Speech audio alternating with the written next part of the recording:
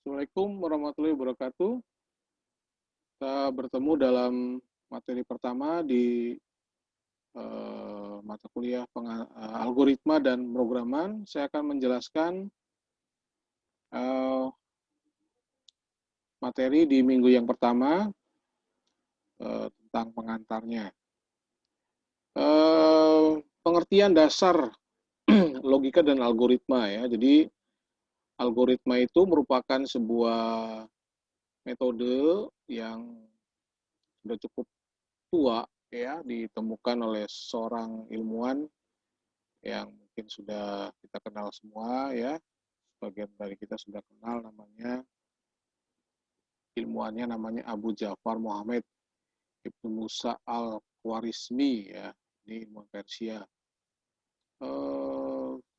yang juga menulis kitab Al-Jabar ya.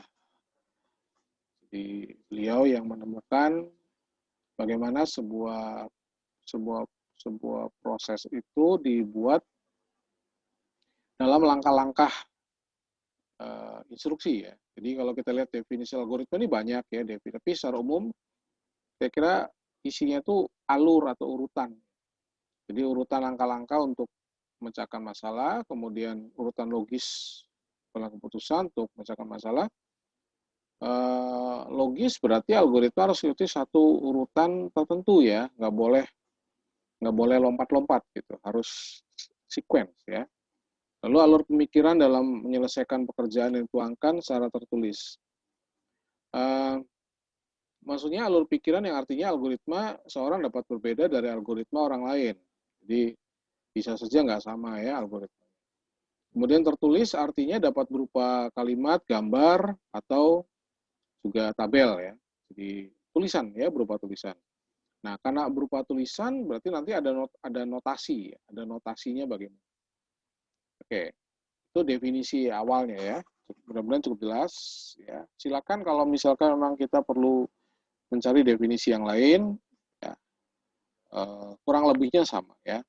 Nah, ada definisi yang lebih spesifik ke arah bagaimana kalau dihubungkan dengan program. Definisi algoritma adalah instruksi ya, instruksi tersendiri yang biasanya disebut dengan source code yang dibuat oleh programmer. Jadi kalau nanti kita menjadi seorang programmer, automatically kita harus tahu yang namanya source code ya. Source code.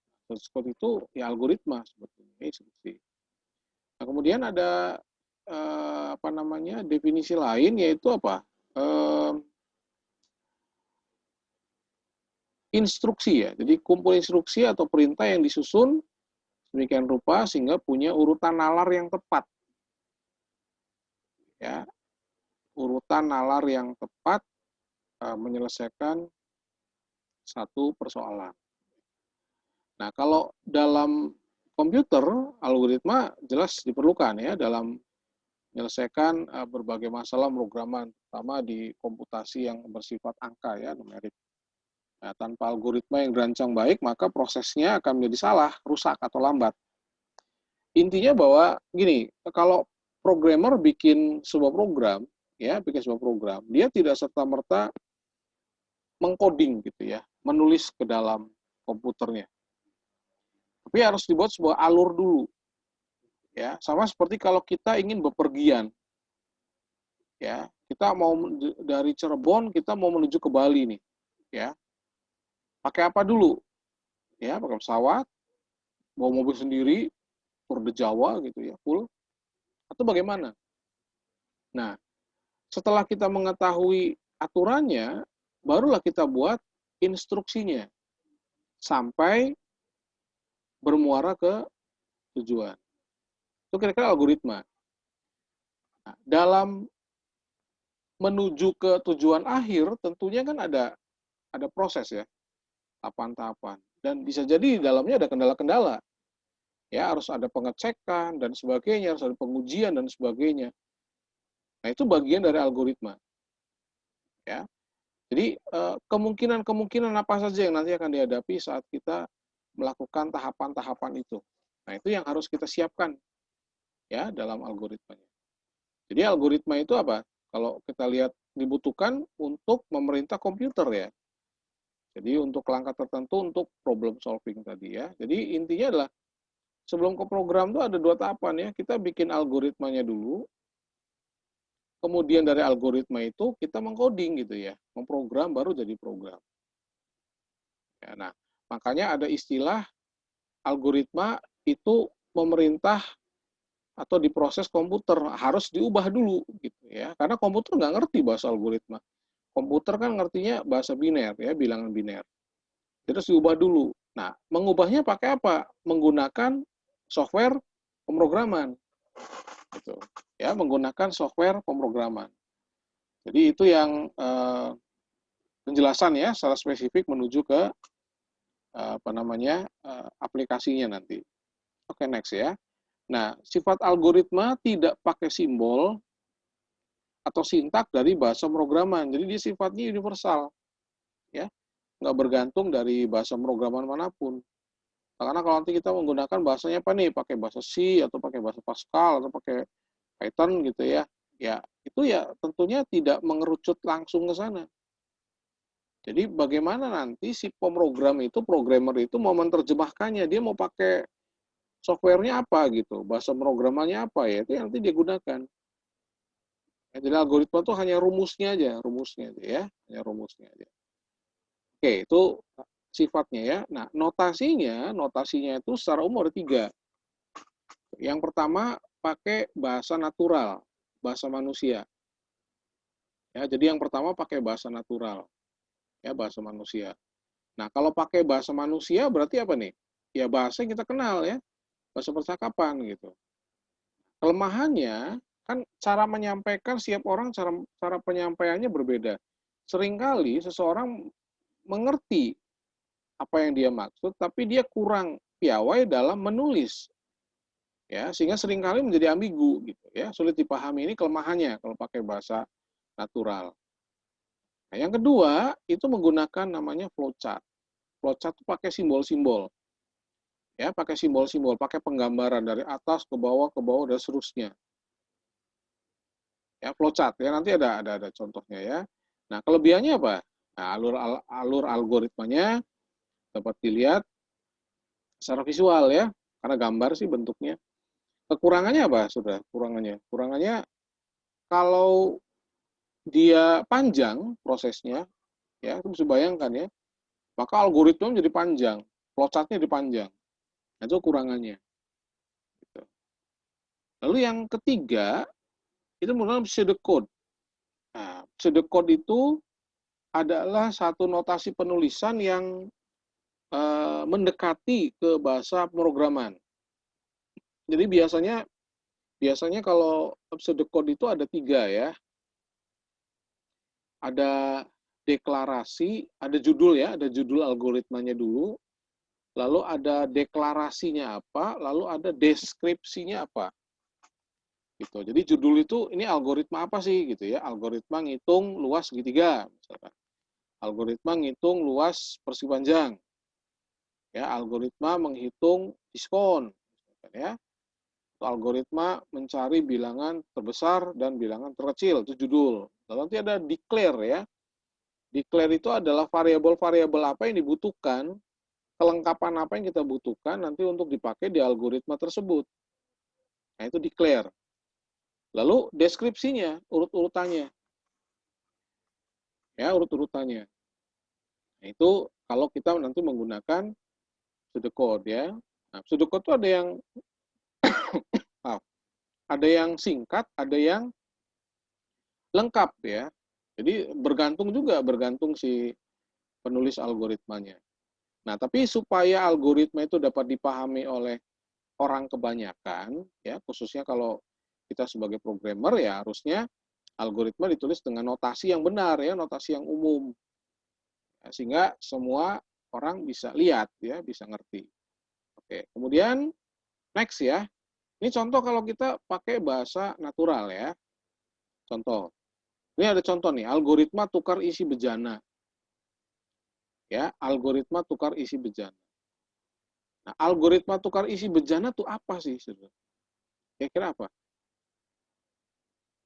Nuker dari A, ini warnanya harusnya merah ya, dari A ke B, dari B ke A. Gimana caranya? Logikanya, kita butuh tempat yang kosong. Ini namanya temporary istilahnya ya. Kalau nanti dalam perhitungan ini namanya variabel. Kalau kita hubungkan dengan air ya bejana ember gitulah ya, ember kosong. Nah, yang pertama bagaimana? Yang pertama, Saudara? Yang pertama, oke ya, kita mulai dari A dulu. Ya, yang A langkahnya nih ya, langkahnya. Lah A lari ke B. Betul ya? Jadi yang bawah. Oke ya.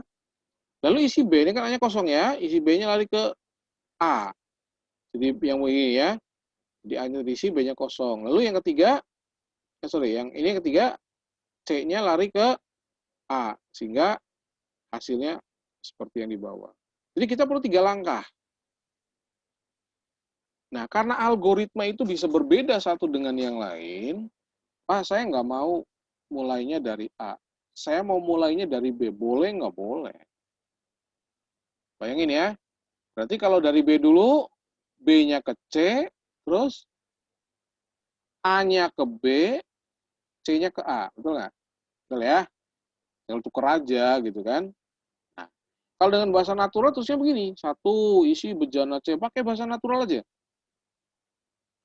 Ya, yang kedua isi bejana A dari bejana B atau tuangkan isi bejana boleh lah ya. Kan namanya juga bahasa natural ya. Itu kira-kira kalau Anda menggunakan bahasa natural.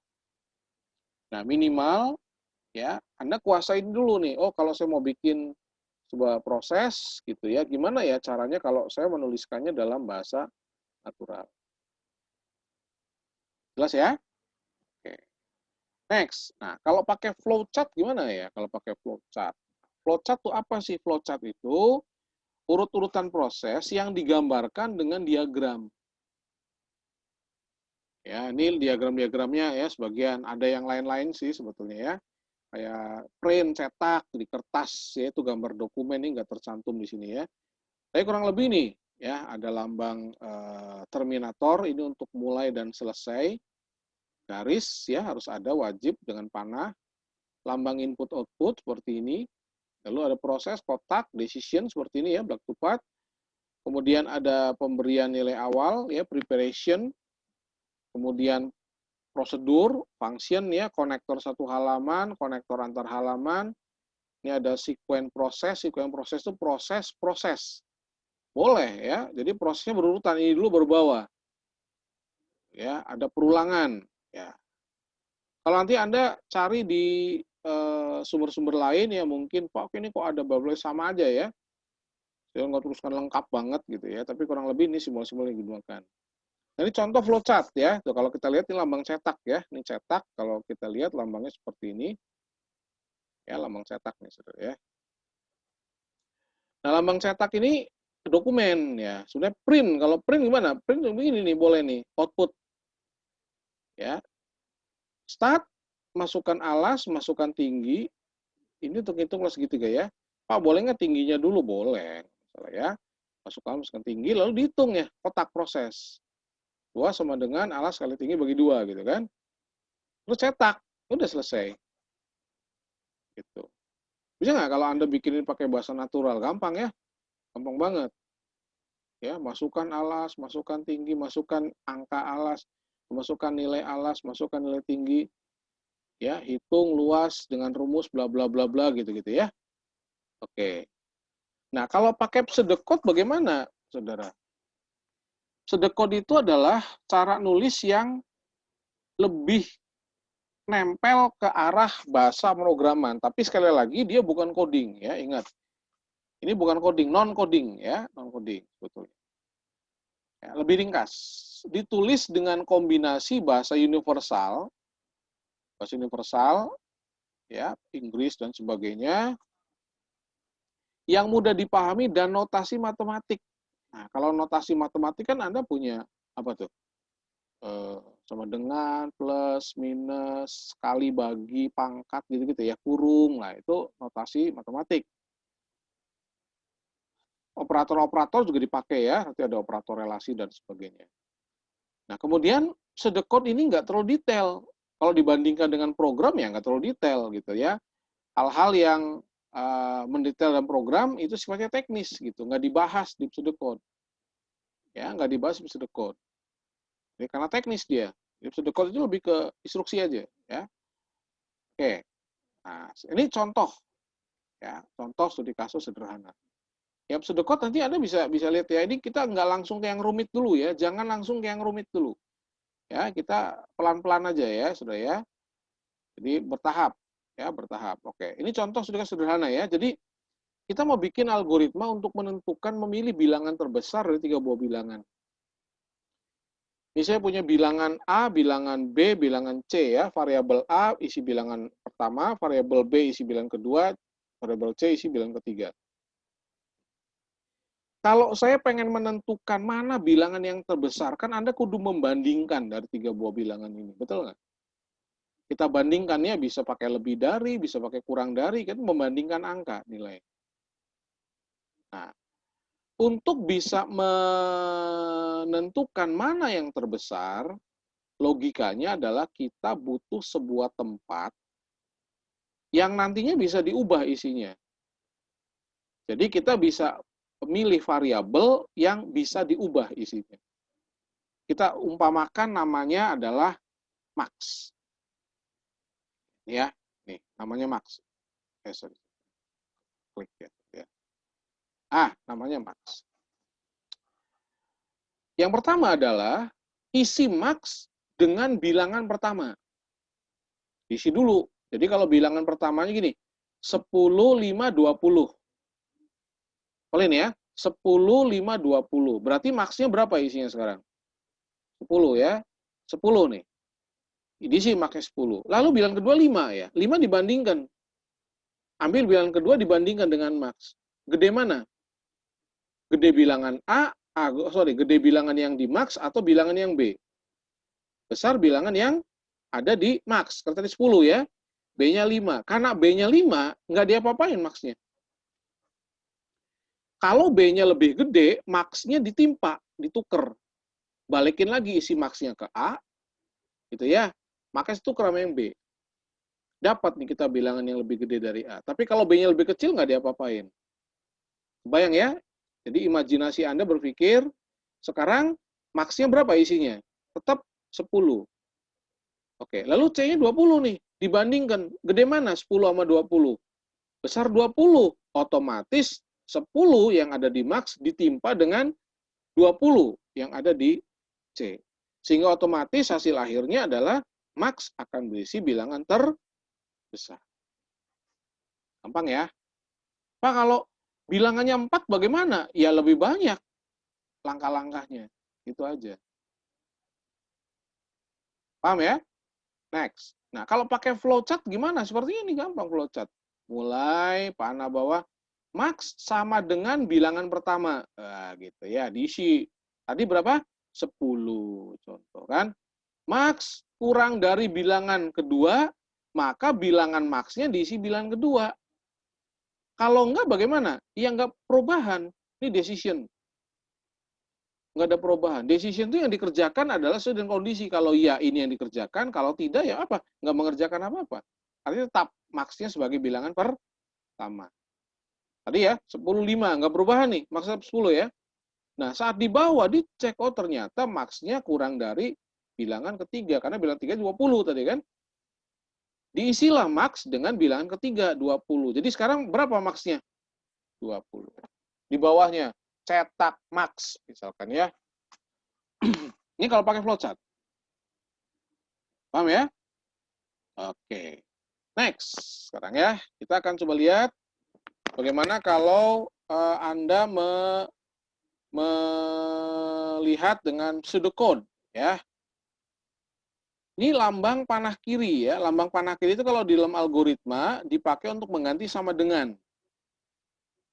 Nanti Anda silakan baca operator-operator untuk algoritma ya, tapi biasanya kalau Anda cari dia mengarah ke bahasa pemrograman, Saudara ya.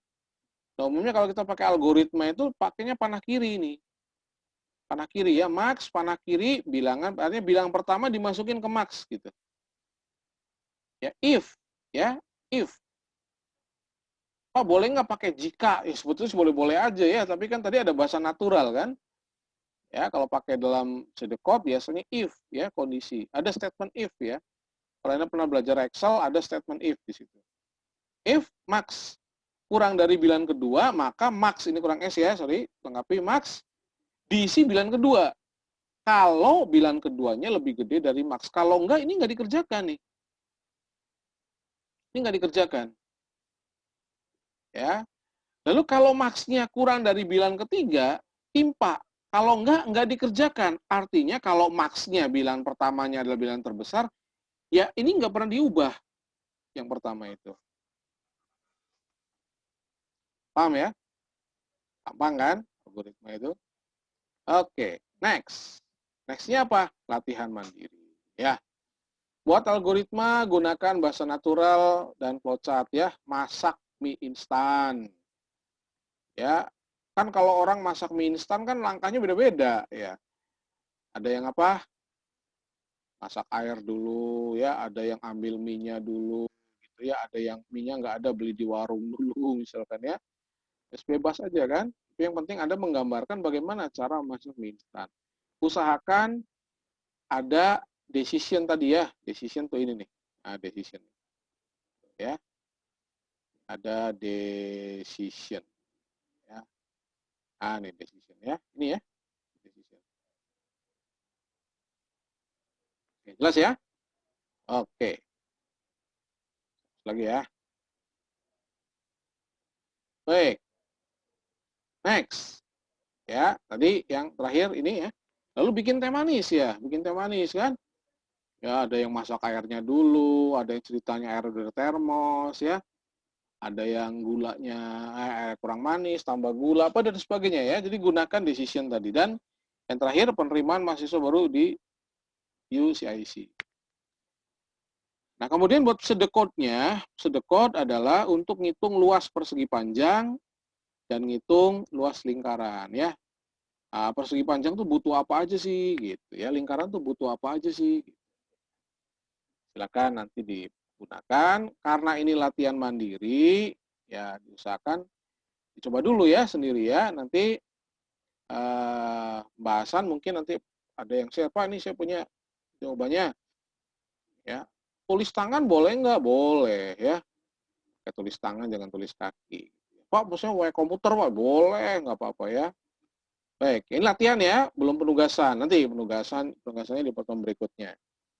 Baik, itu yang bisa saya jelaskan di penjelasan atau pembahasan materi pertama di algoritma ya. Mudah-mudahan bisa